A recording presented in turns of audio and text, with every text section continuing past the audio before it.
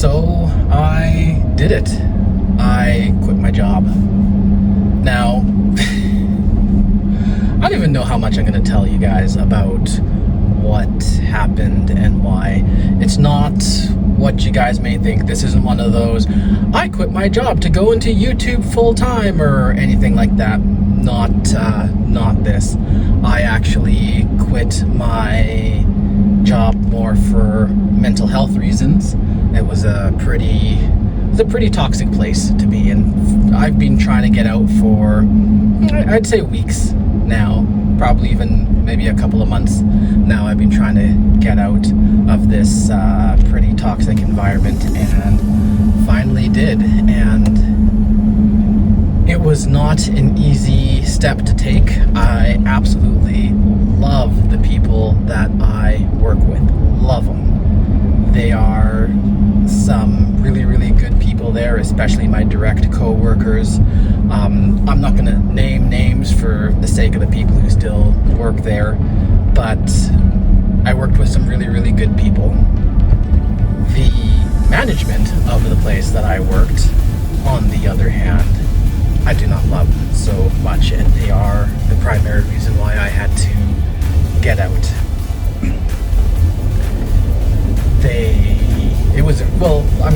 Just suffice to say, it was a really toxic workplace from the management perspective. Not a lot of accountability taken for actions, policies put in place that were simply meant to protect the executive team rather than move the business forward. And not only that, I can live with some of that stuff. It's not ideal or whatever not. But once I started noting to the management my noticing of some inconsistencies, then it was the complete villainization of myself and others who noticed these things, and that's what finally pushed me over the head, or that's what finally pushed me over the edge, when I finally realized that not only was there issues, but the issues are issues that the executive team knew about. They knew what they were doing, and they still went that route. And when people noticed them, right, or called them out, they tended to push those people away, villainize them, force them to quit, and that's what happened with me. I was essentially forced to quit.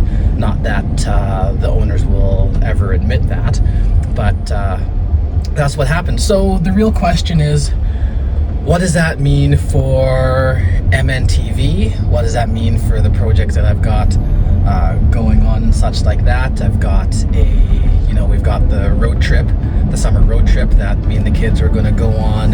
That is still in the planning stages and all that kind of stuff. So what does it mean for that? Well, the good news is I had a new job before I even left the first one, and I feel lucky, not gonna lie, that I was able to find something in fairly short order, and a job that fits my skills way better, a job where they have clear processes and procedures, a job where it looks like, at least, that they take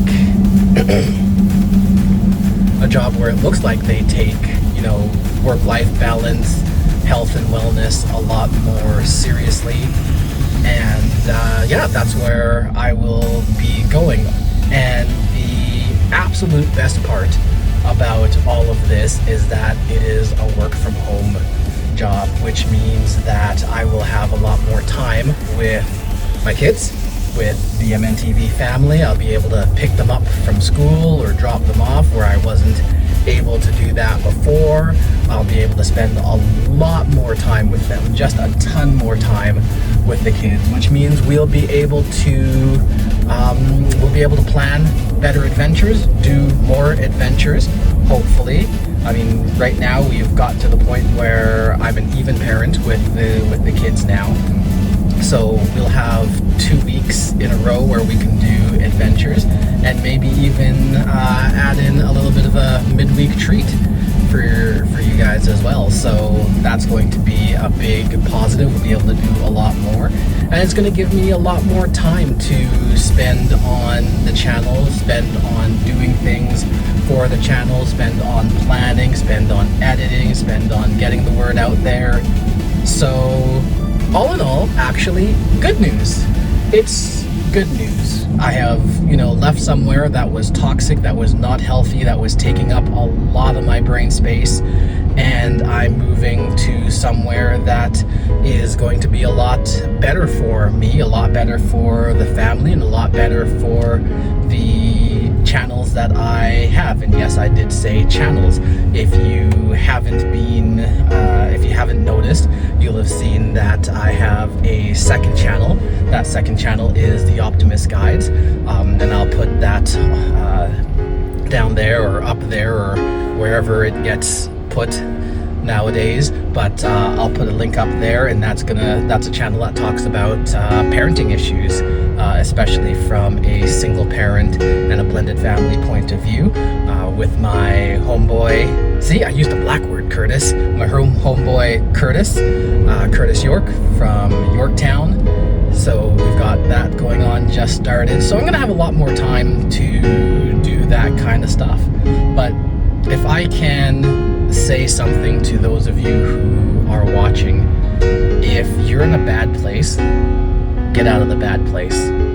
It is not easy, and a lot of places, and I mean, the workplace was very much like an abusive relationship, where one of the things that they do is they make you feel like you can never do any better than what you've got right now. And I was certainly a victim of that. The workplace that I was in, the owners and the exec team very much made you feel like you could never do any better. So why leave? Why even try to leave? Because you're never going to get better than what they were offering. And that wasn't true, right? It took me a while to realize that, and I'm glad I'm out for that. But I want to tell you guys, if you're in a position like that, look to getting out.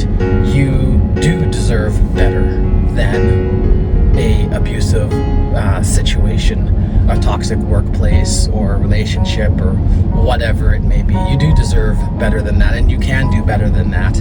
Look for the opportunities, and always put your mental health and your health and well-being first.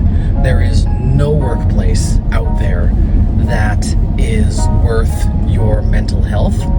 There is no amount of money that is worth your mental health. So take some time, take stock of yourself, and look out for yourself, because nobody else is going to do that. There's no workplace that's going to look out for you. There's no organization. This day and age, you got to look out for you.